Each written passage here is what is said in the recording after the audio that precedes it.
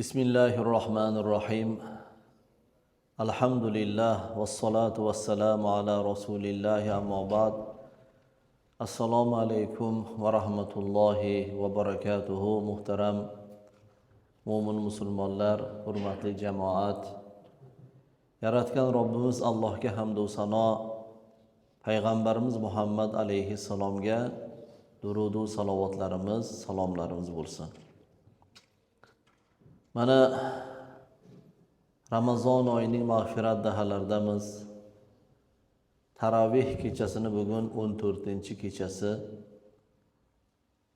Biz muftiy hazratlari boshchilik, u kishining noiblari shu taravihni dastlabki kunidan boshlab diyorimizdagi masjidlarga taqsimlanib, siz kabi jamoat bilan uchrashib, xufton namozidan oldin bir amr ma'ruf, nahiy munkar qilish.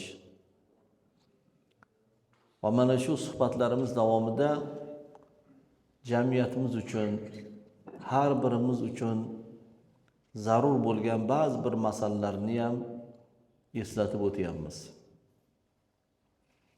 Bugun mana sizni masjidingizda, Ma'ruf ota jami masjidida siz bilan uchrashib turgan ekanmiz. Alloh taolo bu suhbatlarimizni hammamiz uchun manfaatli bo'lishini o'zi nasib etsin. Bugungi mau'iza-i hasananing mavzusi qo'shnichilik odoblari degan mavzuga bag'ishlanadi. Demak, bu mavzu hammamiz uchun aloqador, hammamiz uchun zarur bo'lgan bir mavzu. Zero siz bilan biz asrlar davomida qo'shnichilik odoblariga rioya qilib kelgan xalqmiz. Alhamdulillah. Bu mavzu biz uchun begona mavzu emas. Bu mavzu biz uchun yangi bir mavzu emas. Lekin bir-birimizga eslatib turishimiz lozim bo'lgan bir mavzu. Chunki ayniqsa bu katta shaharlarda, ko'p qavatli uylarda qo'shnichilik masalasi bir oz susayganga o'xshaydi. Qo'shnichilikka e'tibor biroz kamaygan. Chunki ba'zi bir markazdagi mahallalar yoki shu markazda joylashgan ko'p qavatli uylarga borib, o'sha bir ko'chada yashaydigan odamlar to'g'risida so'rasangiz bilishmaydi. Yoki ko'p qavatli uylarda bir podyezdagi biror bir qo'shnisini so'rasangiz tanishmaydi. Mana shu holat biz uchun yaxshi bo'lmagan bir holat. Bizga yarashmaydi, bizga yot bir holat bu. Chunki bu holat, bilasizmi? Bu g'arb mamlakatlariga xos bir holatda. Bu ta'limot o'zing uchun yasha. O'zingni bil. O'zga bilan ishing bo'lmasin deganlarning ta'limoti. Bizniki bunaqa emas. Bizniki jamiyat bilan hamnafas bo'ling. Jamiyat bilan ahil bo'ling. Qo'shnilaringizdan xabardor bo'ling. Qo'shnilar bilan yaxshi munosabatda bo'ling. Qo'shnilarning yaxshi kunida ham, yomon kunida ham yonida bo'ling degan ta'limot bizning ta'limotimiz. Keling, mana shu mavzu bo'yicha muborak dinimizning ko'rsatmalarini bir eslab olaylik. Bir eslab o'taylik. Dastlab Alloh subhanahu va taoloning kalomidagi oyat. A'udhu billahi minash shaytonir rojim. Bismillahirrohmanirrohim. وَاعْبُدُوا اللَّهَ وَلَا تُشْرِكُوا بِهِ شَيْئًا وَبِالْوَالِدَيْنِ إِحْسَانًا وَبِذِي الْقُرْبَى وَالْيَتَامَى وَالْمَسَاكِينِ وَالْجَارِ ذِي الْقُرْبَى وَالْجَارِ الْجُنُبِ. Sadaqallahul azim. Alloh taolo ushbu oyatda marhamat qilib aytayaptiki, Allohga ibodat qiling, ey bandalarim. Allohga ibodat qiling va unga hech narsani shirk keltirmang. Allohdan o'zgaga ibodat qilmang. Hojatingizni Allohdan o'zgadan so'ramang. Qurbonliklaringizning Allohning nomidan boshqa nomiga qilmang. Allohgagina ibodat qiling, ungagina suyaning, undangina madad so'rang degan ma'no. Ana undan keyin vabil validayni ihsana. Ota-onangizga yaxshilik qiling. Allohga ibodat qiling, ota-onangizga yaxshilik qiling. Ota-onaga yaxshilik qilish bu ibodat. Allohga ibodat qilish, undan keyin ota-onaga yaxshilik qilish. Allohga ibodat qilishlikka eng yaqin qo'yilgan masala mana shu. Demak, mana bu yosh yigitlarimiz, aka-ukalarimiz, ota-onamiz hayot bo'lsalar, ota-onamizga qo'limizdan kelgan hamma yaxshilikni avval ota-onamizga qilaylik. Ayniqsa mana Ramazon oylarida. Mana Ramazon oyini ham qarib 2 hafta bo'lyapti boshlanganiga. Ularning saharliklari, iftorliklari astoydil xizmat qiling. Kelinlarimiz, qizlarimiz xizmat qilib duolarni olsinlar. Hech narsa qilmaydi. Bir ozroq ertaroq turishadi, saharlikka tayyorgarlik ko'rishadi. Siz azizlarim, yigitlarim ertaroq turingda Ramazon oyida. Mana hozir 5:30da aytaylik og'zimizni yopadigan bo'lsak, 4:30da turing. 4:30da turing. Borib bir dadajon yaxshi o'tiribsizlarmi deb bir tahorat suvlarini tayyorlab bering. Xo'p, tahorat suvlari hozir tayyor deylik. O'zlarini tahorat qiladigan joylari bor. Shunda ham bir kirib, sochiqlardan xabar olib, mayli shu tahoratxonaga kirib ketsalar, eshiklarning tagida turing.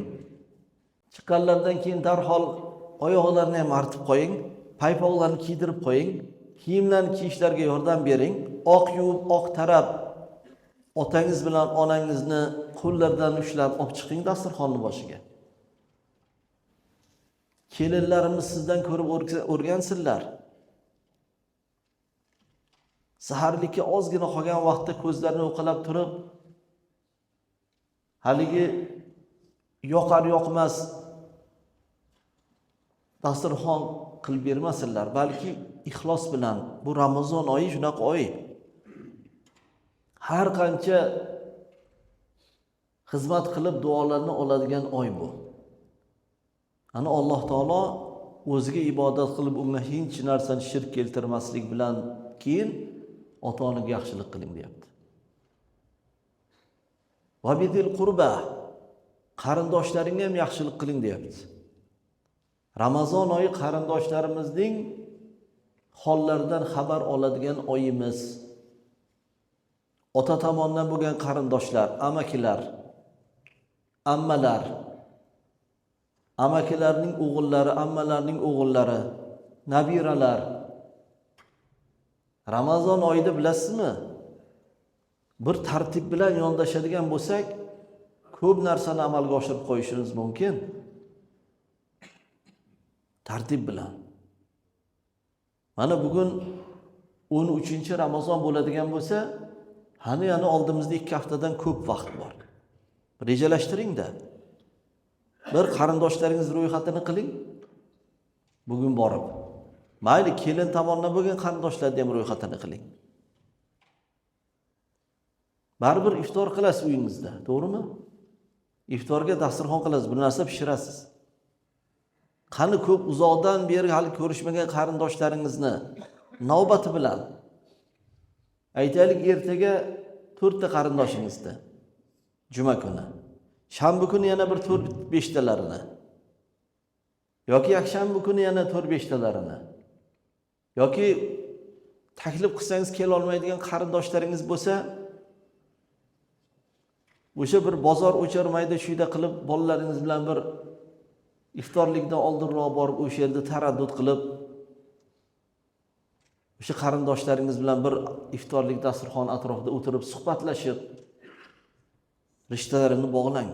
Abidil qurba val yatama val masakin deyapti Alloh taolo. Keyin yetimlar, boquvchisini yo'qotgan bolalar, onasi hayot bo'lsa ham, bolalar yosh bo'lsa, otasidan ayrilgan bo'lsa, ular yetim bo'ladi. Hamma mahallada bor.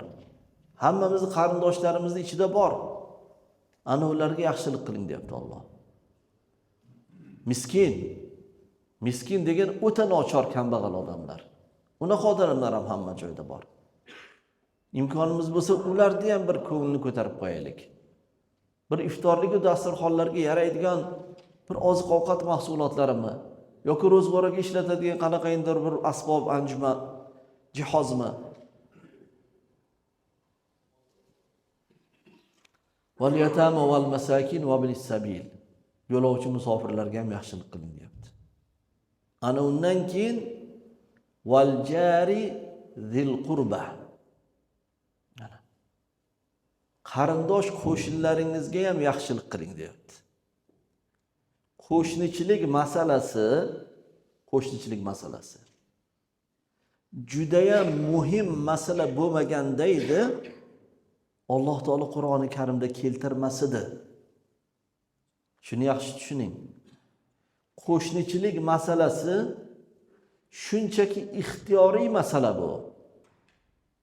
Xohlasangiz qo'shningiz bilan salom alik qiling, xohlamasangiz salom alik qilmang. Xohlasangiz yaxshilik qiling, yaxshi munosabatda bo'ling, xohlamasangiz qo'shningiz bilan umuman aloqa qilmang degan masala bo'lganda edi, Alloh taolo Qur'oni Karimda buyurmagan bo'lardi. Bu shunchaki ixtiyoriy masala emas ekan. Mana hammamiz shu yerda o'tiribmiz, hammamiz kimgadir qo'shnimiz va kimlardir bizga qo'shni. Xo'p, qo'shnilar kimlar o'zi? Nechta eshik qo'shni bo'ladi? Nechta hovli qo'shni bo'ladi degan masala bor. Payg'ambarimiz Muhammad alayhissalom Masjid-i Nabaviyning oldiga, eshigini oldiga odam qo'yib e'lon qildirgan ekanlar.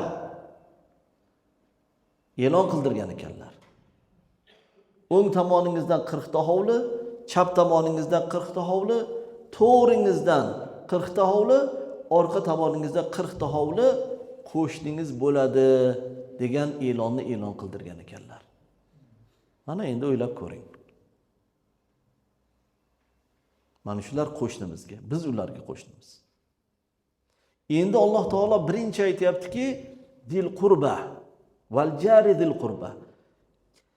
Yaqin qo'shningiz, qarindosh qo'shningiz bo'lsa deyapti. Ba'zi mahallalar shunaqada, to'g'rimi? Aka-ukalar, amaki-vachchalar, qarindoshlar bitta mahallaga o'rnashib qolishgan. O'sha joydan joy qilishgan. Ana shu qarindosh qo'shnilaringdan boshlanglar deyapti Alloh taolo. Val jaril jumbi. Undan keyin yon qo'shningizga ham yaxshilik qiling deyapti. Payg'ambarimiz Muhammad alayhissalom 3 toifa qo'shnilar bo'ladi deganlar. Qarindosh musulmon qo'shni. 3 ta haqqi bor sizda. Qarindoshchilik, dindoshchilik, qo'shnichilik. Musulmon qo'shni 2 ta haqqi bor sizda. Musulmonligi, dindoshligi va qo'shniligi. 3-chi qo'shni boshqa din vakili, boshqa millat vakili, lekin qo'shningiz. Qo'shnichilik haqqi bor deganlar. Bugun biz mana shunga rioya qilishimiz kerak. Alhamdulillah, ota-bobolarimiz rioya qilib kelganlar. O'zbekistonimizda 130 dan ko'p millatlar yashaydi. Ko'p konfessiyalar xalqmiz. Qo'shnilarga ota-bobolarimiz yaxshilik qilib kelganlar. Boshqa millat vakili bo'lsa ham, boshqa din vakili bo'lsa ham. Mana Ramazonda imom xatib domlalarimiz boshchilik, siz kabi namozxonlarimiz bilan, siz kabi aholimiz bilan shu ishlarni qilyapmiz, alhamdulillah. O'zbekistonimizda ahil bo'lib, tinch bo'lib yashayapmiz. Ko'z tegmasin. Alloh ziyoda qilsin. Suhbatimizni yakunlaymiz. Bitta narsani aytib beraman, o'zingizga xulosa qilasiz. Abdulloh ibn Muborak degan zot bo'lganlar. Islom tarixida mashhur bu inson. O'zimizga yaqin inson bo'lganlar ular. Turkmaniston hududiga yaqin. Ana shu kishi Yahudiy qo'shnilari bo'lar ekan.